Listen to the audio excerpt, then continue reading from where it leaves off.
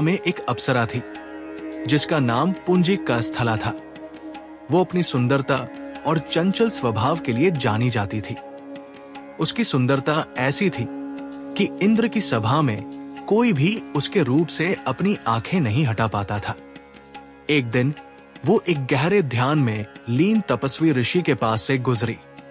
अपने चंचल स्वभाव के कारण उसने ऋषि का उपहास किया। पुंजिक स्थला के इस व्यवहार से ऋषि का ध्यान भंग हो गया और वे क्रोधित हो उठे। ऋषि ने क्रोधित होकर कहा, हे अप्सरा, तूने अपनी चंचलता से एक तपस्वी का अपमान किया है। इस पाप के कारण तुझे वानरी के रूप में पृथ्वी पर जन्म लेना होगा। तेरी ये सुंदरता और चंचलता ही तेरे श्राप का कारण बनेगी। पुंजिक स्थला ने कहा, हे मुनिवर, मुझे क्षमा करें, मुझसे ये अनजाने में हुआ। कृपा करके इस श्राप से मुक्ति का कोई उपाय बताएं। पुंजिक स्थला के पश्चाताप को देखकर ऋषि का हृदय द्रवित हो गया, लेकिन वे अपने वचन से पीछे नहीं हट सकते थे। ऋषि ने दयालु स्वर में कहा, मेरा वचन झूठा नहीं हो सकता। तुम वानरी तो बनोगी, किंतु मैं तुम्हें वरदान देता हूं कि तुम अपनी इच्छा अनुसार जब चाहो मनुष्य या वानरी का रूप धारण कर सकोगी। इसी रूप में तुम्हें एक महान पुत्र की मां बनने का सौभाग्य प्राप्त होगा। ऋषि के श्राप से वही परम रूपवती अप्सरा वानर राज महामंसवी कुंजर की पुत्री के रूप में धरती पर अवतरित हुई। उसका नाम अंजना रखा गया। अंजना की सुंदरता की तुलना पूरे धरती पर कोई नहीं कर सकता था। उसके रूप, शील और गुणों की ख्याति दूर दूर तक फैली हुई थी। लावण्यवती अंजना का विवाह वीर और पराक्रमी वानर राज केसरी से हुआ। कपिराज केसरी कंचनगिरी सुमेरु पर्वत पर रहते थे। अंजना भी अपने पति के साथ उसी सुंदर और शांत पर्वत पर सुखपूर्वक रहने लगी।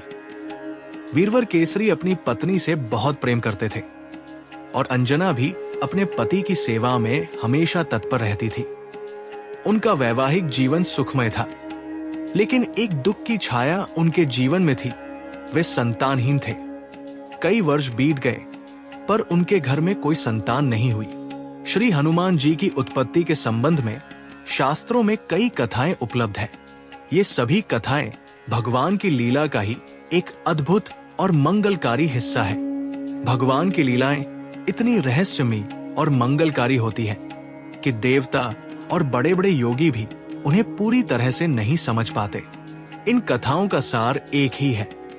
हनुमान जी का जन्म भगवान शिव के अंश के रूप में भगवान श्री राम के कार्य को सिद्ध करने के लिए हुआ था। ये कथाएं हमें ये भी दर्शाती है कि भगवान अपनी इच्छा से किसी भी रूप में प्रकट हो सकते हैं और हर कथा का उद्देश्य एक ही है, भक्तों का उद्धार और धर्म की स्थापना। हम यहाँ इन्हीं मंगलकारी कथाओं का वर्णन करेंगे जो हमें उस महान शक्ति के प्राकट्य के विभिन्न पहलुओं को दिखाती है, जिन्हें हम पवन पुत्र हनुमान के नाम से जानते हैं। ये कथाएं जब देवताओं और दानवों के बीच अमृत के लिए भीषण युद्ध हुआ, तब दानवों को भ्रमित करने के लिए भगवान विष्णु ने एक अत्यंत मोहक स्त्री का रूप धारण किया, जिसे मोहिनी अवतार कहते हैं। मोहिनी के रूप में उन्होंने दानवों को मोहित किया और देवताओं को अमृत पिलाकर अमर बना दिया। जब भगवान शिव ने अपने परम आराध्य भगवान विष्णु के इस अद्भुत और मनमोहक रूप के बारे में सुना, तो उनके मन में भी उस रूप के दर्शन करने की तीव्र इच्छा जागृत हुई। कथावाचक ने कहा, अपनी अर्धांगिनी माता पार्वती के साथ भगवान शंकर क्षीर सागर के तट पर पहुंचे। उन्होंने भक्ति और प्रेम भाव से भगवान विष्णु का स्तवन किया। उनकी पुकार सुनकर भगवान विष्णु अपने मूल रूप में प्रकट हुए। भगवान शंकर ने कहा, हे प्रभु, मैंने सुना है कि आपने अमृत वितरण के समय एक अत्यंत सुंदर स्त्री का रूप धारण किया था। मेरे मन में उस रूप के दर्शन करने की प्रबल इच्छा है। कृपा करके मुझे वो मोहिनी रूप पुनः दिखाएं। भगवान विष्णु ने मुस्कुराते हुए कहा, हे योगेश्वर, आप तो योगी हैं। आपके लिए मेरे इस मायावी रूप का क्या महत्व है? ये तो केवल एक लीला थी। भगवान शंकर ने आग्रहपूर्वक कहा, नहीं प्रभु, भले ही मैं योगी हूं, पर मैं अपने आराध्य के उस मोहक रूप के दर्शन से वंचित नहीं रहना चाहता। ये मेरे लिए एक महत्वपूर्ण लीला है जिसका दर्शन मुझे करना है। भगवान शिव की इस अदम्य इच्छा को देखकर भगवान विष्णु ने मुस्कुराते हुए कहा, तथास्तु, ऐसा ही हो, और वे अंतर्धान हो गए। भगवान शिव अपने आराध्य के मोहिनी रूप के दर्शन के लिए आतुर होकर प्रतीक्षा करने लगे। वातावरण शांत और मनमोहक था। प्रकृति स्वयं अपनी सुंदरता बिखेर रही थी। तभी भोलेनाथ ने कुछ ही दूरी पर लताओं के बीच एक अत्यंत रूपवती स्त्री को देखा। वो अपने हाथों से एक गेंद उछालकर खेल रही थी। उसका सौंदर्य इतना मनमोहक था कि उसे देखकर योगी भोलेनाथ भी अपनी सुध-बुध खो बैठे। वे बिना पलक झपकाए मोहिनी को देखते रहे। उनकी सारी तपस्या और एकाग्रता भंग हो गई। तभी एक शीतल हवा का झोंका आया और मोहिनी का वस्त्र उनके शरीर से खिसक गया, जिससे वो लगभग नग्न हो गई। लज्जा से सिकुड़कर मोहिनी लताओं में छिपने का प्रयास करने लगी। ये दृश्य देखकर चिता भस्म धारण करने वाले योगिराज शंकर का धैर्य भी समाप्त हो गया। वे लज्जा त्याग कर उन्मत्त की तरह मोहिनी के पीछे दौड़ पड़े। मोहिनी योगेश्वर शंकर को अपनी ओर आते देख मुस्कुराई और दूर भागने लगी। भगवान शिव, जो अपनी एकाग्रता के लिए जाने जाते थे, आज स्वयं अपनी आराध्य की माया में बंधे हुए थे। उनका हृदय प्रेम और आकर्षण से भर गया था। वे उस मोहिनी रूप के पीछे भाग रहे थे, जिसे देखकर वे स्वयं को रोक नहीं पाए। भूत भावन भगवान शिव, जो योग और वैराग्य की मूर्ति है, आज मोहिनी के पीछे दौड़ रहे थे। मोहिनी लगातार उनसे दूर जा रही थी और भगवान शिव का प्रेम और आकर्षण का वेग बढ़ता जा रहा था। इस प्रेम के वेग में भगवान नीलकंठ को अपनी स्थिति का कोई अनुमान नहीं था। वे वनों, पर्वतों, ऋषियों के आश्रमों और देवलोक में भी मोहिनी के पीछे दौड़ते रहे। दौड़ते दौड़ते भगवान शिव ने मोहिनी का हाथ पकड़ लिया। मोहिनी ने तुरंत अपना हाथ छुड़ाया और फिर से भागने लगी। उनके स्पर्श से उत्तेजित कामारी, काम के शत्रु पूरी तरह से सुध-बुध खो चुके थे। उस समय माता पार्वती, शिवगण, ऋषिगण और सभी देवगण ये अद्भुत और विस्मयकारी दृश्य देखकर आश्चर्यचकित थे। उस समय क्रोधित हुए प्रलयंकर शंकर के रोष की आहुति कौन बनता? सभी जड़वत होकर मौन थे। अंततः योगी राज का वेग शांत हुआ और उन्हें अपनी स्थिति का भान हुआ। उन्होंने हाथ जोड़कर और मस्तक झुकाकर कहा, प्रभु, आपकी माया अगम्य है और उसे पाना संभव नहीं। तभी उनके सामने वनमालाधारी चतुर्भुज प्रभु प्रकट हुए। उन्होंने महादेव की भक्ति और विश्वास की प्रशंसा की और अंतर्धान हो गए। भगवान शंकर का वो वीर्य व्यर्थ नहीं गया। उस वीर्य का भगवान श्री राम के कार्य को सिद्ध करने की दृष्टि से उपयोग करने के लिए भगवान शंकर ने सप्तऋषियों को प्रेरित किया। उन्होंने उस वीर्य को पत्ते पर स्थापित कर लिया और समय आने पर उसे केशरी की पत्नी माता अंजना के कर्ण मार्ग से प्रवेश करा दिया। इसी दिव्य संयोग से हनुमान जी का जन्म हुआ, जो भगवान शिव के ही अंश थे। वर्षों का सुखमय वैवाहिक जीवन बिताने के बाद भी वानर राज केसरी और उनकी प्राण प्रिया अंजना का मन सूना था। उनके घर में कोई किलकारी नहीं गूंजी थी। कोई नन्हा बालक उनके आंगन में नहीं खेला था। संतानहीनता का दुख एक गहरी पीड़ा बनकर उनके हृदय को विचलित कर रहा था। इस दुख से व्याकुल होकर माता अंजना ने एक दिन निश्चय किया कि वे अपने शरीर को कष्ट देकर भी एक योग्य पुत्र को प्राप्त करेंगी। उन्होंने अपने पति की आज्ञा ली और किष्किंधा के उन घने वनों में जाकर अत्यंत कठोर तपस्या आरंभ कर दी। अंजना देवी ने अन्न जल त्याग दिया और केवल ईश्वर के नाम का सहारा लेकर अपनी तपस्या जारी रखी। उनकी तपस्या की अग्नि इतनी तीव्र थी कि उससे पूरा वन प्रकाशमान हो उठा। उनकी तपस्या की कठोरता और निष्ठा देखकर सभी ऋषिमुनि और देवता भी आश्चर्यचकित थे। तभी एक महान तपस्वी महामुनि मतंग जो अपनी दिव्य दृष्टि से सब कुछ देख रहे थे, उनके पास आए। मुनि मतंग ने शांत स्वर में कहा, हे अंजना देवी, तुम इतनी कठोर तपस्या क्यों कर रही हो? तुम्हारे चेहरे पर एक महान तपस्विनी का तेज है, पर साथ ही एक गहरी वेदना भी दिखाई देती है। माता अंजना ने विनम्रता और करुणा से भरे स्वर में कहा, हे मुनीश्वर, मेरा विवाह वानर केसरी से हुआ है और हम बहुत समय से एक दूसरे के साथ सुखपूर्वक रह रहे हैं, पर हमारा ये सुख अधूरा है। अब तक मुझे कोई संतान नहीं हुई है। मेरा हृदय इस कमी से बहुत व्याकुल है। मैंने किष्किंधा में कई व्रत उपवास किए, कई तीर्थों की यात्रा की, पर कोई फल नहीं मिला। अब फिर से मैंने पुत्र प्राप्ति के लिए ये कठोर तपस्या शुरू की है। आप तो सर्वज्ञ हैं, कृपा करके मुझे एक यशस्वी पुत्र प्राप्त करने का कोई उपाय बताएं, ताकि मेरे जीवन का ये खालीपन दूर हो सके। माता अंजना के दुख भरे शब्दों को सुनकर तपोधन महामुनि मतंग का हृदय करुणा से भर गया। उन्होंने अपनी दिव्य दृष्टि से भूत, भविष्य और वर्तमान का अवलोकन किया। वे समझ गए कि माता अंजना का भाग्य कितना महान है और उनके गर्भ से एक ऐसे पुत्र का जन्म होना है जो स्वयं भगवान शिव का अंश होगा और भविष्य में भगवान श्री राम की सेवा करेगा। मुनि मतंग ने शांत और गंभीर स्वर में कहा, हे देवी अंजना, तुम चिंता को त्याग दो। तुम्हारे भाग्य में एक ऐसा पुत्र लिखा है जिसके पराक्रम और कीर्ति से तीनों लोग गूंज उठेंगे। मैं तुम्हें उस तप का उपाय बताता हूं जो तुम्हें तुम्हारे मनोरथ की सिद्धि तक ले जाएगा। तुम वृषभांचल पर्वत पर जाओ, जो साक्षात भगवान वेंकटेश्वर का निवास स्थान है। वहां जाकर तुम श्रद्धा और भक्ति पूर्वक उनके चरणों में प्रणाम करना। मुनि मतंग ने आगे कहा, उस पर्वत के पास ही आकाश गंगा नामक एक अत्यंत पवित्र तीर्थ है। तुम उस तीर्थ में स्नान करना और उसका शुद्ध पावन जल ग्रहण करना। उसके बाद तुम एकाग्रचित्त होकर उसी तीर्थ के तट पर पवन देव की कठोर तपस्या करना।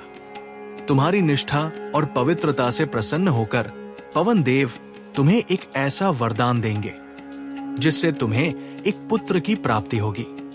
तुम्हारा वो पुत्र अपनी शक्ति, बुद्धि और पराक्रम से देवता, राक्षस और मनुष्यों को भी पराजित करने में सक्षम होगा। वो अस्त्र शस्त्रों से भी अभेद्य होगा और उसकी शक्ति अतुलनीय होगी।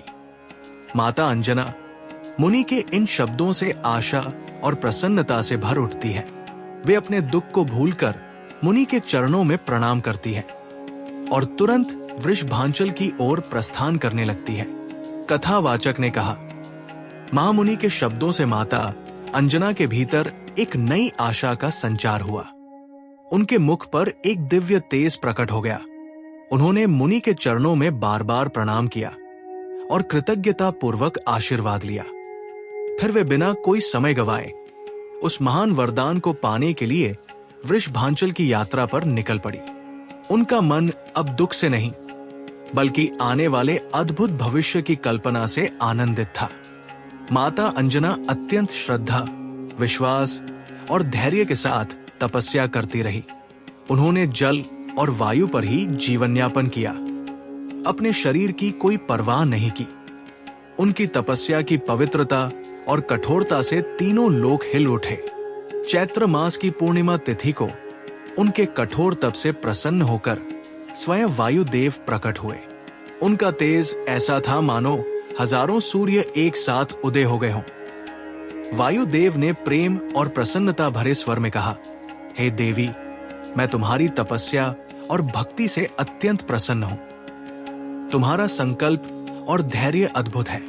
तुम इच्छित वर मांगो, मैं उसे अवश्य पूरा करूंगा। वायुदेव के दर्शन पाकर अंजना की आंखों से आनंद के आंसू बहने लगते हैं। वो उन्हें प्रणाम करती है। माता अंजना ने अत्यंत विनम्रता और भक्ति से कहा, हे महाभाग, मेरी एक ही इच्छा है, कृपा करके मुझे एक ऐसा पुत्र प्रदान कीजिए जो बलवान, पराक्रमी, बुद्धिमान और यशस्वी हो। मेरी सूनी गोद को भर दीजिए ताकि मेरे वंश का नाम रोशन हो सके। वायुदेव ने कहा, तथास्तु, मैं तुम्हारे तप से इतना प्रसन्न हूं कि मैं स्वयं ही तुम्हारा पुत्र बनकर तुम्हें विश्व विख्यात कर दूंगा। तुम्हारा पुत्र मेरे ही समान वेगवान और शक्तिशाली होगा। उसका पराक्रम ऐसा होगा कि वो किसी भी शत्रु से पराजित नहीं होगा। वायुदेव के इस अद्भुत वरदान से माता अंजना की प्रसन्नता की कोई सीमा न रही। ये समाचार पाकर वानर राज केसरी भी अत्यंत आनंदित हुए। उन्हें विश्वास हो गया कि अब उनके घर में एक ऐसे पुत्र का जन्म होने वाला है जिसकी कीर्ति युगों युगों तक अमर रहेगी। एक और कथा के अनुसार एक बार परम लावण्यवती माता अंजना ने स्वयं को सुंदर वस्त्रों और सुगंधित आभूषणों से सजाया। उनका सौंदर्य ऐसा था कि वे साक्षात एक देवी की प्रतिमा लग रही थी। वे एक पर्वत शिखर पर खड़ी होकर उस अद्भुत प्राकृतिक दृश्य का आनंद ले रही थी। शीतल मंद हवा उनके मन को शांति दे रही थी। उसी समय उनके हृदय में एक तीव्र इच्छा जागी। माता अंजना ने मन ही मन सोचा, कितना अच्छा होता यदि मेरा एक सुयोग्य और वीर पुत्र होता जो मेरे वंश का नाम रोशन करता। जैसे ही उन्होंने ये विचार किया, अचानक वायु का एक अत्यंत तीव्र झोंका आया। वो झोंका इतना शक्तिशाली था कि माता अंजना का वस्त्र उनके शरीर से खिसक गया। उन्हें लगा मानो कोई अदृश्य शक्ति उन्हें छू रही हो। इस अप्रत्याशित स्पर्श से वे भयभीत और क्रोधित हो गई।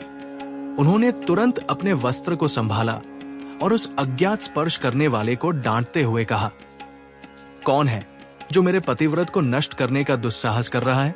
अंजना के क्रोध से भयभीत होकर पवन देव तुरंत उनके सामने प्रकट हो जाते हैं। उनका स्वरूप अत्यंत दिव्य और शांत है। पवन देव ने कहा, हे कल्याणी, तुम्हें भयभीत होने की कोई आवश्यकता नहीं है।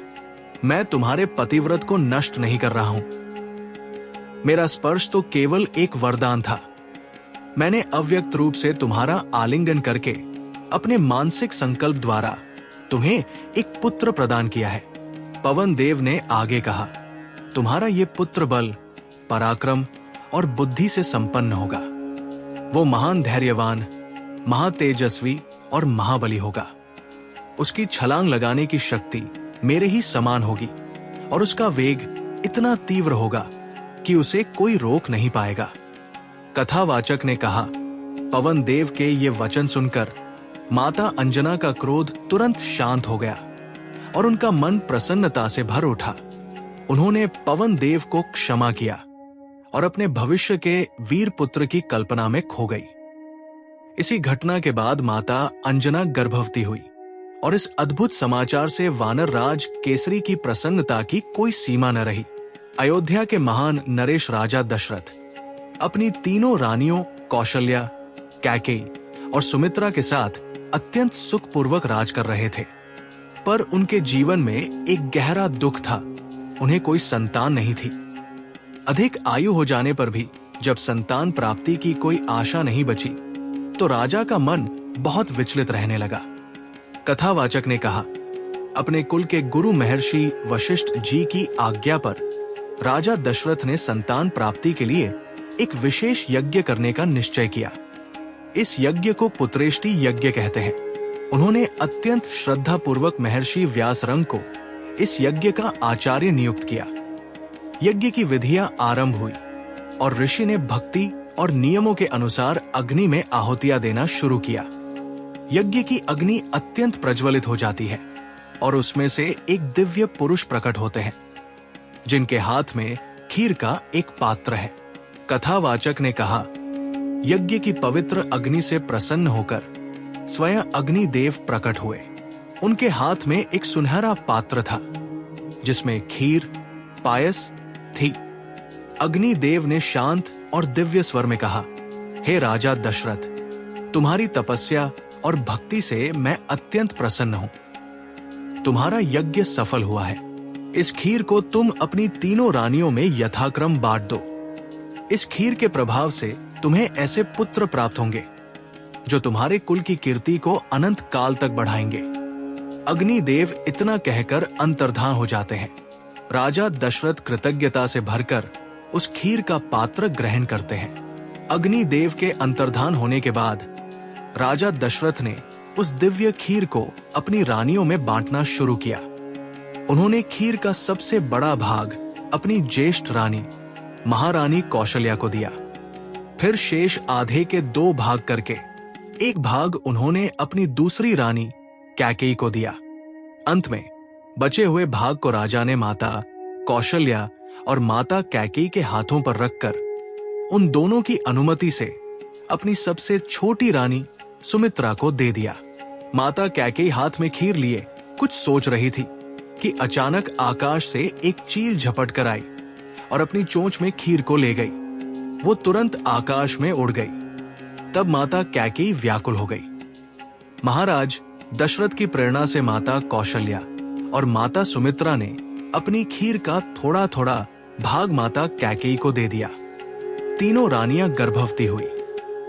महारानी कौशल्या से भगवान श्री राम, माता कैकेयी से भगवान भरत और माता सुमित्रा से भगवान लक्ष्मण और भगवान शत्रुघ्न प्रकट हुए। कपिराज केसरी अपनी सुंदर पत्नी अंजना के साथ सुमेरु पर्वत पर रहते थे। माता अंजना ने पुत्र प्राप्ति के लिए 7 सहस्त्र वर्षों तक भगवान शंकर की उपासना की। प्रसन्न होकर भगवान आशुतोष ने माता अंजना से वर मांगने के लिए कहा। माता अंजना ने विनयपूर्वक याचना की, करुणामयी शंभु, मैं समस्त सद्गुणों से संपन्न योग्यतम पुत्र चाहती हूं। प्रसन्न होकर भगवान भोलेनाथ ने कहा, 11 रुद्रों में से मेरा अंश 11वां रुद्र ही तुम्हारे पुत्र के रूप में प्रकट होगा। उन्होंने आगे कहा, तुम एक मंत्र का जाप करो, पवन देवता तुम्हें प्रसाद देंगे। इस पवन देव के प्रसाद से ही तुम्हें सर्वगुण संपन्न पुत्र की प्राप्ति होगी। पार्वती के ईश्वर अंतर्धान हो गए और माता अंजना अंजलि फैलाए शिव द्वारा दिए गए मंत्र का जप करने लगी। उसी समय क्रोधित चील कैकेयी के भाग्य का खीर लिए आकाश में उड़ रही थी। अचानक एक तेज हवा का झोंका आया और चील का अंग सिकुड़ने लगा। खीर उसके चोंच से गिर गई। पवन देव पहले से ही तैयार थे। उन्होंने वो खीर माता अंजना की अंजलि में डाल दिया। भगवान शंकर पहले ही बता चुके थे, इसलिए माता अंजना ने तुरंत पवन के प्रसाद रूपी खीर को अत्यंत आदरपूर्वक ग्रहण कर लिया और वे गर्भवती हो गई। वो शुभ घड़ी आ ही गई थी। चैत्र शुक्ल पूर्णिमा, मंगलवार की वो पवित्र वेला जब भगवान शिव का 11वां रुद्रावतार धरती पर प्रकट होने वाला था। भगवान शिव ने अपने परम आराध्य भगवान श्री राम की अवतार लीला में सहायता करने के लिए अपने अंश 11वें रुद्र के रूप में इस शुभ तिथि और शुभ मुहूर्त में माता अंजना के गर्भ से पवन पुत्र महावीर हनुमान के रूप में धरती पर अवतरित हुए। कथावाचक ने कहा, यह कोई सामान्य जन्म नहीं था। ये एक ऐसा क्षण था जब धरती पर एक ऐसे अद्वितीय योद्धा और भक्त का जन्म हुआ जिसकी भक्ति, बल और बुद्धि का कोई सानी नहीं था। उनका अवतरण न केवल अंजना और केसरी के लिए बल्कि संपूर्ण ब्रह्मांड के लिए एक महान घटना थी। उनके जन्म के साथ ही रामकाज को सिद्ध करने के लिए एक परम शक्तिशाली सहायक का प्राकट्य हुआ। हालांकि कुछ भक्त उनका प्राकट्य चैत्र शुक्ल एकादशी को मघा नक्षत्र में, कुछ कार्तिक कृष्ण चतुर्दशी को और कुछ कार्तिक की पूर्णिमा को मानते हैं, पर भावुक भक्तों के लिए अपने आराध्य की सभी पुण्यमी तिथियां श्रेष्ठ है। मुख्य बात यह है कि भगवान शिव ने स्वयं अपनी इच्छा से श्री राम के कार्य को सफल बनाने के लिए अंजना के पुत्र के रूप में धरती पर जन्म लिया। बोलिए सियावर रामचंद्र की जय, पवन सुत हनुमान की जय। जय सियाराम, जय जय सियाराम। भगवान शिव के 11वें रुद्रावतार के धरती पर कदम रखने के समय प्रकृति पूरी तरह से रमणीय हो गई थी। दिशाएं प्रसन्न थी। सूर्य देव की किरणें सुगंधित और शीतल थी। नदियों में स्वच्छ जल बहने लगा था और पक्षी उत्सुक नेत्रों से अंजना के पुत्र के आगमन की प्रतीक्षा कर रहे थे। झरने प्रसन्नता से उछलते हुए गतिशील थे। वनों और वाटिकाओं में विविध रंगों के मनोहर पुष्प खिल उठे थे, जिन पर भंवरे गुंजार कर रहे थे। मंद हवा धीरे धीरे चल रही थी। भगवान शंकर माता अंजना के पुत्र के रूप में प्रकट हुए और प्राकट्य काल में ही हनुमान जी का सौंदर्य अतुलनीय और अवर्णनीय था। उनकी शारीरिक कांति पिंगल वर्ण की थी। उनके रोम और नेत्र भी पिंगल वर्ण के थे। हनुमान जी बिजली की चमक जैसे अतुलनीय स्वर्ण निर्मित मनोहर कुंडल धारण किए हुए ही माता अंजना के गर्भ से अवतरित हुए। उनके मस्तक पर मणि जटित टोपी शोभा दे रही थी और उन्होंने कौपीन और काश का वस्त्र पहना था। उनके चौड़े वक्ष पर यज्ञोपवीत शोभा दे रहा था। हाथ में वज्र था और कमर पर मूंज की मेखला सुशोभित थी। अपने पुत्र का अलौकिक रूप सौंदर्य देखते ही माता अंजना आनंद से भर गई। भाग्यवती धरती पर हनुमान जी के कदम रखते ही माता अंजना और कपिराज केसरी के आनंद की कोई सीमा नहीं रही। हर और हर्ष और उल्लास की लहरें दौड़ पड़ी। देवगण, ऋषिगण, कपिगण, पर्वत, झरने, नदियां, समुद्र, पशु पक्षी और जड़ चेतन सभी पुलकित हो उठे। हर तरफ हर्ष और आनंद का साम्राज्य व्याप्त हो गया था। माता अंजना अपने प्यारे पुत्र हनुमान जी का लालन पालन बड़े मनोयोग से करती थी। कपिराज केसरी भी उन्हें बहुत प्यार करते थे। जब हनुमान जी खुशी से किलकारी मारते तो माता अंजना और केसरी आनंद से मग्न हो जाते। भगवान हनुमान की बाल क्रीड़ाएं बहुत आकर्षक और अद्भुत थी। एक बार कपिराज केसरी कहीं बाहर गए हुए थे और माता अंजना भी बालक को पालने में लिटाकर जंगल में फल लेने चली गई। बालक हनुमान जी को भूख लगी। माता की अनुपस्थिति में वे हाथ पैर उछाल उछाल कर रोने लगे। अचानक उनकी दृष्टि पूर्व दिशा के क्षितिज पर गई। सूर्य उदय हो रहा था। उन्होंने सूर्य के लाल बिंब को एक लाल फल समझा। तेज और पराक्रम के लिए अवस्था की आवश्यकता नहीं होती। हनुमान जी के रूप में तो माता अंजना की गोद में प्रत्यक्ष प्रलयकारी शंकर 11वें रुद्र क्रीड़ा कर रहे थे। वायुदेव ने पहले ही उन्हें उड़ने की शक्ति प्रदान कर दी थी। हनुमान जी उछले और वायु वेग से आकाश में उड़ने लगे। हनुमान जी को इस प्रकार तेज गति से उड़ते देखकर देवता, दानव और सभी लोग आश्चर्यचकित होकर कहने लगे कि वायुपुत्र के वेग के समान वेग तो स्वयं वायु, गरुड़ और मन में भी नहीं होता। वायुदेव ने अपने पुत्र को सूर्य देव की ओर जाते देखा तो उन्हें चिंता हुई कि कहीं उनका बच्चा सूर्य की तेज किरणों से झुलस न जाए। इस कारण वे बर्फ के समान शीतल होकर उनके साथ चलने लगे। सूर्य देव ने अलौकिक बालक को अपनी ओर आते देखा तो उन्हें समझते देर नहीं लगी कि ये पवन पुत्र अपने पिता के वेग से उनकी ओर आ रहे हैं और स्वयं पवन देव भी उनकी रक्षा के लिए साथ चल रहे हैं। सूर्य देव ने इसे अपना सौभाग्य समझा कि भगवान चंद्रमौली ही हनुमान जी के रूप में उन्हें कृतार्थ करने के लिए आ रहे हैं। सूर्य की अग्नि जैसी किरणें शीतल हो गई। हनुमान जी सूर्य के रथ पर पहुंचकर उनके साथ खेलने लगे। संयोग से उस दिन अमावस्या की तिथि थी। अमावस्या के दिन राहु सूर्य को ग्रसने आता है। ये उसका नियत कर्म है। राहु अपने नियत कर्म के अनुसार सूर्य देव को ग्रसने के लिए आया। उसने सूर्य के रथ पर बैठे उस तेजस्वी बालक को देखा, पर उसकी परवाह किए बिना वो आगे बढ़ा। राहु को देखकर हनुमान जी को भूख की याद आई। कथावाचक ने कहा, हनुमान जी ने उस काले राहु को एक सुंदर और स्वादिष्ट लाल फल समझकर उसे पकड़ लिया। उनकी वज्र जैसी मुट्ठी में दबकर राहु छट्टाने लगा। वो किसी प्रकार अपने प्राण बचाकर भागा और सीधे स्वर्ग लोक में देवराज इंद्र के पास पहुंचा। राहु ने रोते हुए कहा, ऐ सुरेश्वर, आपने मेरी भूख शांत करने के लिए सूर्य और चंद्र को मेरे अधीन किया था, पर आज आपने ये अधिकार किसी और को क्यों दे दिया? आज पर्व के समय मैं सूर्य को ग्रसने गया था, लेकिन वहां पहले से मौजूद एक दूसरे राहु ने मुझे कसकर पकड़ लिया।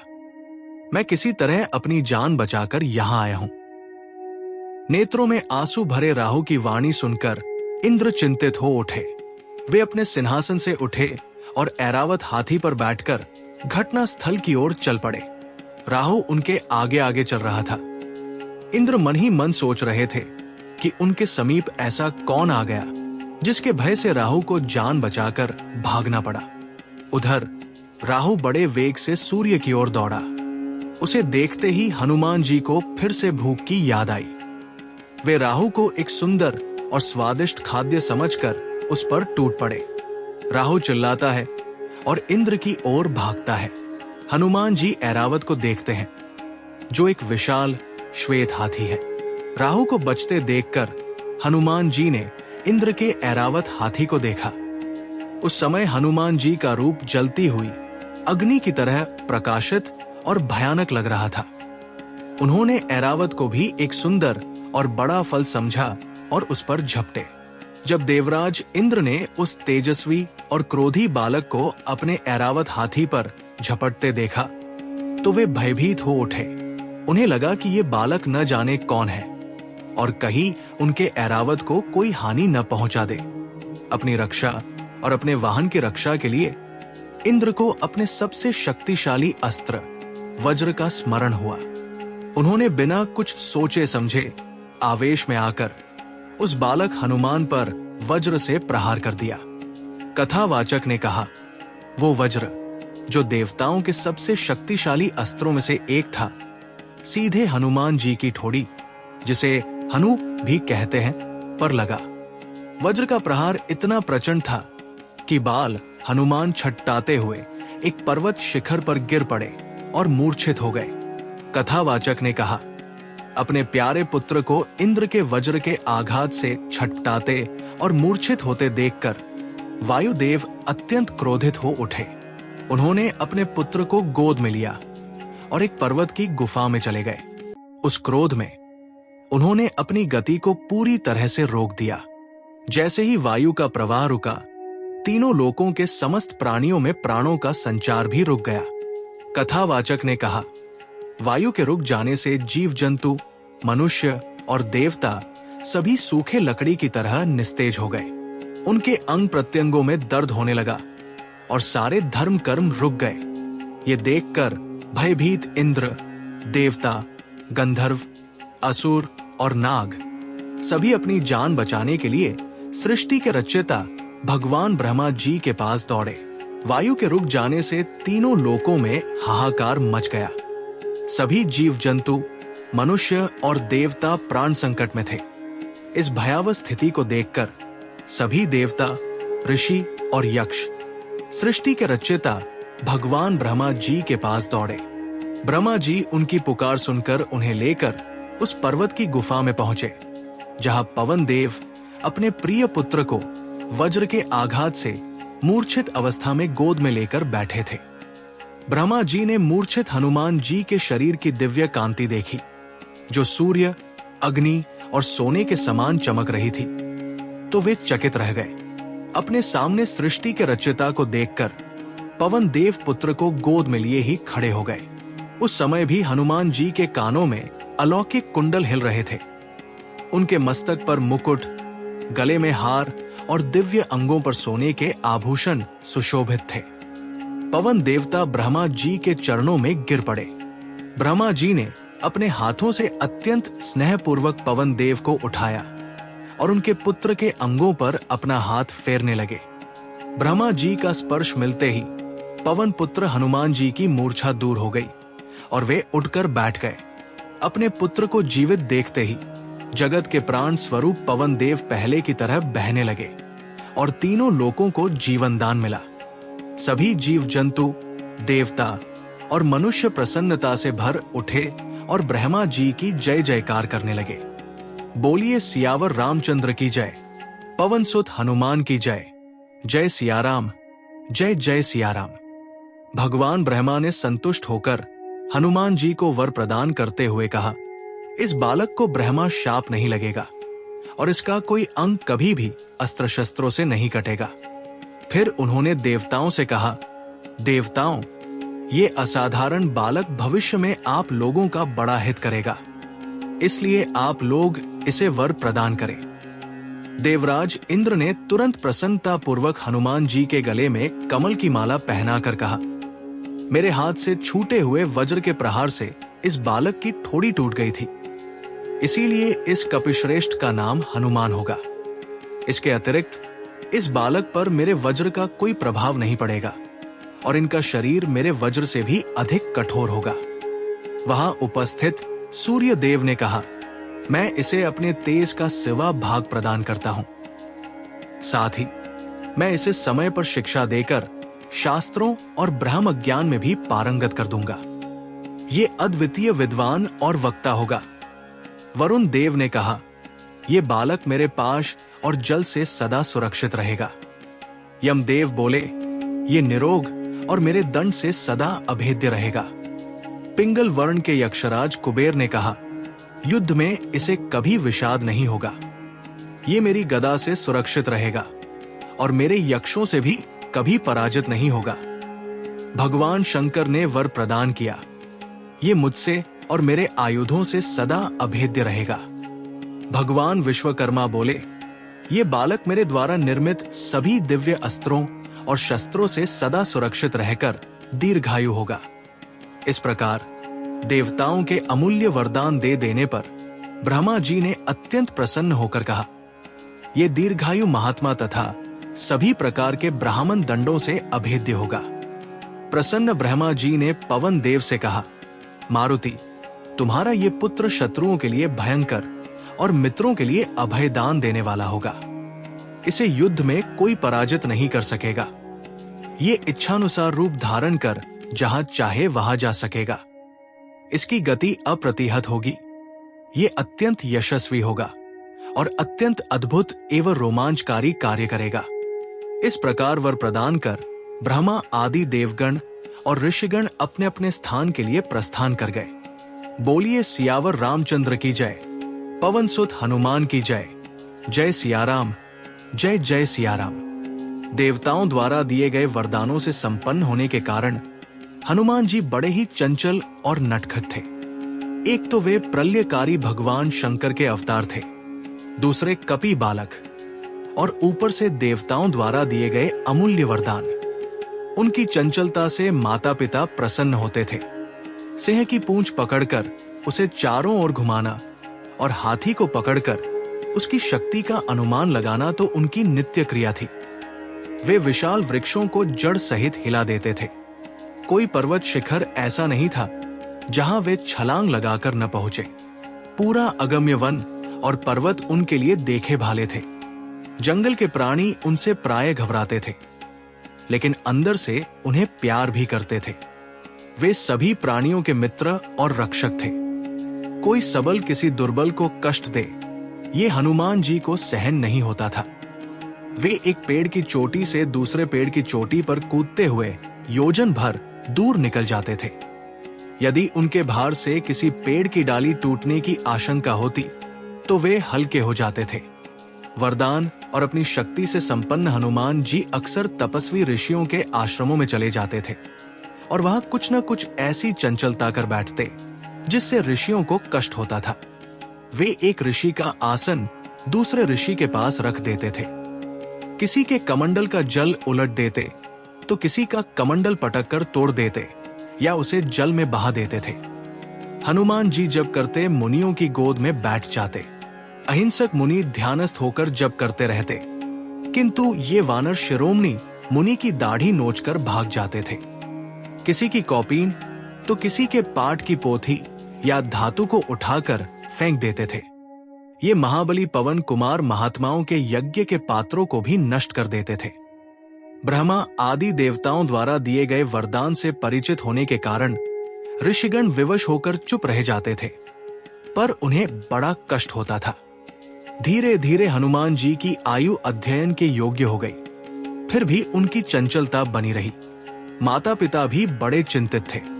उन्होंने अपने प्यारे लाल को अनेक प्रकार से समझाया और कई प्रकार के प्रयत्न किए, किंतु हनुमान जी की चंचलता में कोई कमी नहीं आई। अंतः माता अंजना और वानर राज केसरी ऋषियों के पास पहुंचे। उन्होंने ऋषियों से विनम्रता पूर्वक निवेदन किया, तपोधनो, हमें ये बालक बहुत दिनों के बाद कठोर तप के प्रभाव से प्राप्त हुआ है। आप लोग इस पर कृपा करें और ऐसी कृपा करें जिससे ये विद्या प्राप्त कर ले। आपकी करुणा से ही इसके स्वभाव में परिवर्तन संभव है। आप दीनहीन हम पर दया करें।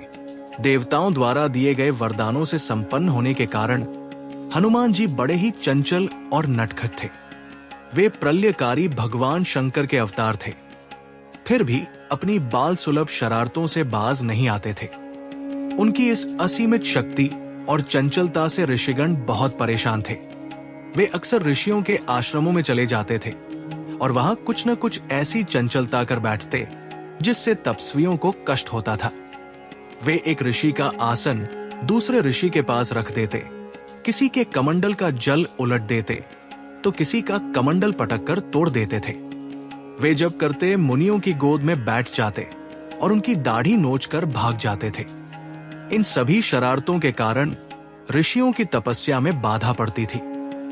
ब्रह्मा आदि देवताओं द्वारा दिए गए वरदानों से परिचित होने के कारण ऋषिगण विवश होकर चुप रह जाते थे, पर उन्हें बड़ा कष्ट होता था।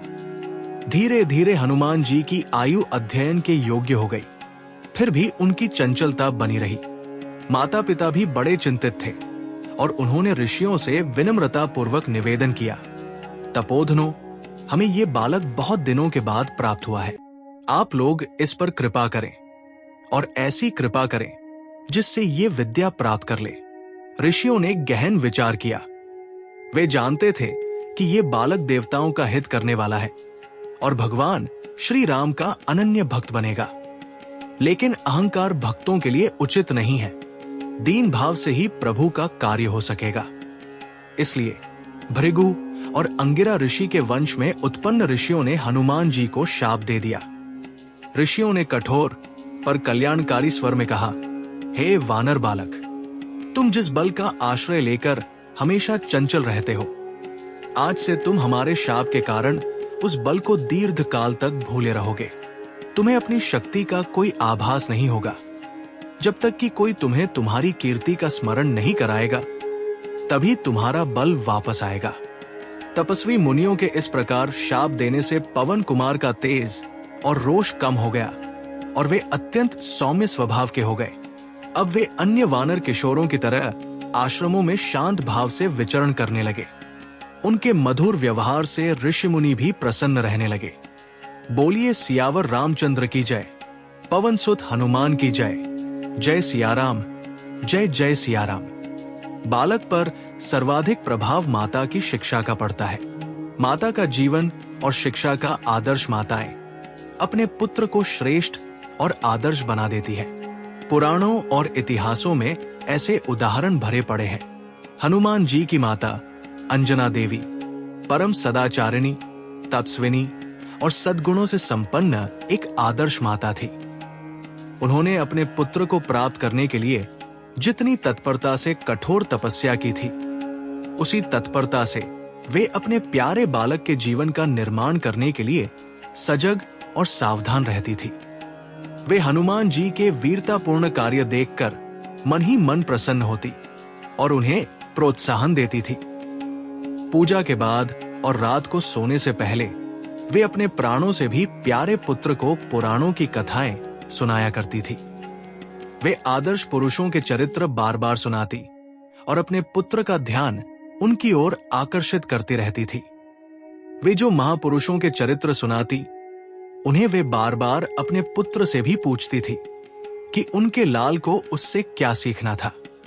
सर्वज्ञ और सर्वांतर्यामी शिव से कुछ भी छिपा नहीं था। फिर भी लीला में हनुमान जी कभी कभी अनजान बनकर ठीक उत्तर नहीं देते थे, तो माता उन्हें फिर से सुनाकर याद करवा देती थी। करुणा के सागर के अवतारों की सभी कथाएं हनुमान जी को कंठस्थ थी। उन सुनी हुई कथाओं को वे अपने हमुम्र वानर किशोरों को अत्यंत प्रेम और उत्साह से सुनाया करते थे। बोलिए सियावर रामचंद्र की जय, पवन सुत हनुमान की जय। जय सियाराम, जय जय सियाराम। माता अंजना जब भगवान श्री राम के अवतार की कथा शुरू करती, तब बालक हनुमान का सारा ध्यान कथा में ही केंद्रित हो जाता था। निद्रा उनके पास भी नहीं फटकती थी। जब माता को झपकी आती तो हनुमान जी उन्हें झकझोर कर कहते, मां, आगे कहो, फिर क्या हुआ? माता फिर कहने लगती, श्री राम कथा के श्रवण से हनुमान जी की तृप्ति नहीं होती थी। वे माता से बार बार श्री राम कथा ही सुनाने का आग्रह करते थे। माता अंजना उल्लासपूर्वक कथा सुनाती और हनुमान जी उस कथा को सुनकर भाव विभोर हो जाते थे। उनकी आंखों में आंसू भर आते और अंग फड़कने लगते थे। वे सोचते, यदि मैं भी वही हनुमान होता। कथा सुनाते सुनाते माता अंजना कहती, पुत्र, तू भी वैसा ही हनुमान बनेगा। हाँ मां, अवश्य मैं वही हनुमान बनूंगा। हनुमान जी उत्तर देते, पर श्री राम और रावण कहाँ है? यदि रावण ने माता सीता की ओर दृष्टिपात किया तो मैं उसे पीस कर रख दूंगा। माता अंजना कहती, पुत्र, तू वही हनुमान हो जा अभी लंका में एक रावण राज करता है और अयोध्या नरेश दशरथ के पुत्र के रूप में भगवान श्री राम का अवतार भी हो चुका है। तू जल्दी ही बड़ा हो जा। श्री राम की सहायता करने के लिए बल और पुरुषार्थ की आवश्यकता है, तो यथाशीघ्र बलवान और पराक्रमी हो जा। माता, मुझ में शक्ति की कमी कहाँ है? हनुमान जी रात में शैया से कूद पड़ते और अपना भुजदंड दिखाकर मां के सामने अपनी अमित शक्ति का प्रमाण देते। माता अंजना हंसने लगती और फिर अपने प्यारे बालक हनुमान जी को गोद में लेकर थपकी देती तथा मधुर स्वर से प्रभु के गुणगान सुनाती हुई सुलाने लगती। हनुमान जी माता अंजना के वक्ष में चिपककर सुखपूर्वक सो जाते थे। सहज अनुराग से हनुमान जी बार बार श्री राम कथा सुनते थे। बार बार श्री राम कथा सुनने से और भगवान श्री राम का स्मरण और चिंतन करने से उनका श्री राम के प्रति प्रेम और गहरा होता गया। धीरे धीरे उनका अधिकांश समय श्री राम के ध्यान और स्मरण में ही व्यतीत होने लगा। वे कभी जंगल में, कभी पर्वत की गुफा में, कभी नदी के तट पर और कभी सघन कुंजों में ध्यानस्थ होकर बैठ जाते थे।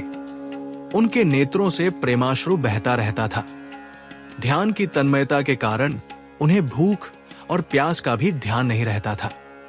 माता अंजना दोपहर और शाम को अपने प्यारे पुत्र हनुमान जी को ढूंढने निकलती थी। वे जानती थी कि उनका पुत्र कहाँ होगा। वन, पर्वत, नदी, तालाब और जंगल में घूम घूम कर हनुमान जी को ढूंढ कर लाती थी। तब कहीं माता के आग्रह से उनके मुख में भोजन जाता था। ये क्रम प्रतिदिन चलता रहता था। हनुमान जी अपने आराध्य के प्रेम में इतने तल्लीन रहने लगे कि उन्हें अपने शरीर की भी सुध कम रहती थी। उनके मुख से केवल राम राम राम राम का ही जप होता रहता था। बोलिए सियावर रामचंद्र की जय, पवन सुत हनुमान की जय, जय सियाराम, जय जय सियाराम। सूर्य देव से शिक्षा प्राप्ति के लिए माता अंजना अपने पुत्र की मानसिक स्थिति देखकर कभी कभी उदास हो जाती थी और वानर राज केसरी भी प्राय चिंतित रहते थे। हनुमान जी की आयु भी विद्याध्ययन के योग्य हो गई थी।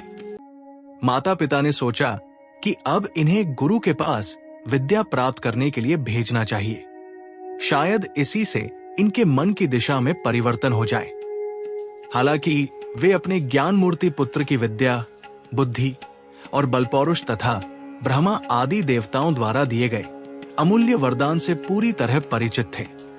फिर भी वे ये भी जानते थे कि सामान्य लोग महापुरुषों का अनुकरण करते हैं। समाज में अव्यवस्था उत्पन्न न हो, इस कारण महापुरुष स्वतंत्र विचरण नहीं करते। वे सदा शास्त्रों की मर्यादा का ध्यान रखते हुए नियमों के अनुसार व्यवहार करते हैं। इसी कारण जब जब दया के धाम प्रभु धरती पर अवतरित होते हैं, वे सर्वगुण संपन्न होने पर भी विद्या प्राप्ति के लिए गुरु के घर जाते हैं। वहां वे गुरु की पूरी सेवा करके अत्यंत श्रद्धा पूर्वक उनसे विद्या ग्रहण करते हैं। सच तो ये है कि गुरु की सेवा से संतुष्ट करके अत्यंत श्रद्धा और भक्ति पूर्वक प्राप्त की हुई विद्या ही फलवती होती है। इसलिए माता अंजना और कपिलेश्वर केसरी ने हनुमान जी को शिक्षा प्राप्ति के लिए गुरु के घर भेजने का निश्चय किया। माता पिता ने अत्यंत उल्लास पूर्वक हनुमान जी का उपनयन संस्कार कराया, जो विद्या अध्ययन के लिए एक महत्वपूर्ण संस्कार था। इसके बाद उन्होंने हनुमान जी को विद्या प्राप्त करने के लिए किसी आदर्श गुरु के चरणों में जाने की आज्ञा दी। लेकिन प्रश्न ये था कि कि किस सर्वगुण संपन्न और योग्य गुरु के पास जाया जाए।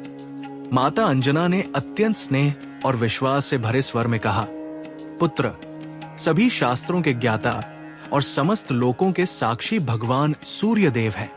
वे तुम्हें समय पर वेद का अध्ययन कराने का आश्वासन भी दे चुके हैं, इसलिए तुम उन्हीं के पास जाकर श्रद्धा भक्ति पूर्वक शिक्षा ग्रहण करो। हनुमान जी कुछ देर के लिए रुकते हैं, मानो उन्हें सूर्य देव तक की दूरी का अनुमान हो। माता अंजना उनकी इस भाव भंगिमा को देखकर मुस्कुराती है। माता अंजना ने कहा, अरे पुत्र, तेरे लिए सूर्य देव कितनी दूर है? तेरी शक्ति की कोई सीमा नहीं है। ये तो वही सूर्य देव है जिन्हें तू अरुण फल समझकर बचपन में उछलकर निगलने चला गया था। तू तो सूर्य देव के साथ खेल चुका है। तेरे भय से राहु प्राण लेकर इंद्र के पास भाग गया था और तेरे भय से इंद्र भी सहम गए थे। ऐसा कोई कार्य नहीं है जो तू न कर सके। तेरे लिए कुछ भी असंभव नहीं है। तू जा और भगवान सविता से सभी ज्ञान प्राप्त कर। तेरा कल्याण निश्चित है। माता पिता के इन शब्दों और आशीर्वाद से हनुमान जी में एक नया आत्मविश्वास आ जाता है। अपनी माता पिता की आज्ञा और आशीर्वाद पाकर हनुमान जी ने बिना एक पल भी सोचे आकाश में एक तीव्र छलांग लगाई और सीधे भगवान सूर्य के रथ के पास पहुंचे। उन्होंने सूर्य देव को प्रणाम किया और अत्यंत नम्र वाणी में अपनी इच्छा प्रकट की। हनुमान जी ने अत्यंत विनम्रता से कहा, हे प्रभु, मेरा यज्ञोपवीत संस्कार हो चुका है और मेरी माता ने मुझे सभी शास्त्रों का ज्ञान प्राप्त करने के लिए आपके चरणों में भेजा है। आप तीनों लोकों के साक्षी और समस्त ज्ञान के भंडार हैं। आप कृपा करके मुझे ज्ञान प्रदान करें और मुझे अपना शिष्य स्वीकार करें। सूर्य देव हनुमान जी की विनम्रता और तेज को देखकर मुस्कुराते हैं, लेकिन एक समस्या बताते हैं। सूर्य देव ने कहा, पुत्र, तुम्हारी भक्ति और ज्ञान की प्यास देखकर मैं प्रसन्न हूं, लेकिन मेरी स्थिति बड़ी विचित्र है। मुझे दिन रात अपने रथ पर सवार होकर ब्रह्मांड का चक्कर लगाना पड़ता है। मैं एक पल के लिए भी रुक नहीं सकता और न ही रथ से उतरना मेरे लिए संभव है। ऐसी दशा में मैं तुम्हें शास्त्रों का अध्ययन कैसे कराऊं? हनुमान जी ने एक पल भी नहीं सोचा और तुरंत सूर्य देव को एक समाधान दिया। हनुमान जी ने विनम्रता से कहा, हे गुरुदेव, रथ के वेग से मेरे अध्ययन में कोई बाधा नहीं पड़ेगी। आपको किसी भी प्रकार की असुविधा नहीं होगी। मैं आपके सामने बैठ जाऊंगा और आपके रथ के वेग के साथ ही आगे बढ़ता रहूंगा। आप मुझे केवल ज्ञान प्रदान करते रहें। हनुमान जी की इस अद्भुत युक्ति और दृढ़ निश्चय को देखकर सूर्य देव अत्यंत प्रसन्न हो गए। उन्होंने हनुमान जी को अपना शिष्य स्वीकार किया और उन्हें समस्त वेदों, उपनिषदों, शास्त्रों, व्याकरण और ज्ञान विज्ञान का अध्ययन कराया। इस प्रकार हनुमान जी ने सूर्य देव को अपना गुरु बनाया और उनके साथ रथ पर चलते हुए समस्त ज्ञान को प्राप्त किया। बोलिए सियावर रामचंद्र की जय, पवन सुत हनुमान की जय। जय सियाराम, जय जय सियाराम। प्रिय भक्तों, आज हमने सुनी उस महाबली, पराक्रमी और परम भक्त पवन पुत्र हनुमान की अविश्वसनीय जनगाथा। ये केवल कथा नहीं, बल्कि भक्ति, साहस और समर्पण का सजीव उदाहरण है, जो हमें सिखाता है कि प्रभु की सच्ची सेवा और निष्ठा से हर बाधा पार की जा सकती है। हनुमान जी का हर नाम, हर कथा हमारे जीवन में शक्ति और आशा का संचार करती है। आने वाले भागों में हम हनुमान जी की और भी अद्भुत लीलाओं, उनके अद्वितीय पराक्रम और प्रभु श्री राम के प्रति उनकी असीम भक्ति का वर्णन करेंगे। यदि आपको ये पावन कथा अच्छी लगी हो तो चैनल को सब्सक्राइब करें, वीडियो को लाइक और शेयर करें और कमेंट में जय बजरंगबली लिखकर हनुमान जी के चरणों में अपनी श्रद्धा अर्पित करें। बोलिए सियावर रामचंद्र की जय, पवन सुत हनुमान की जय। जय श्री राम, जय हनुमान।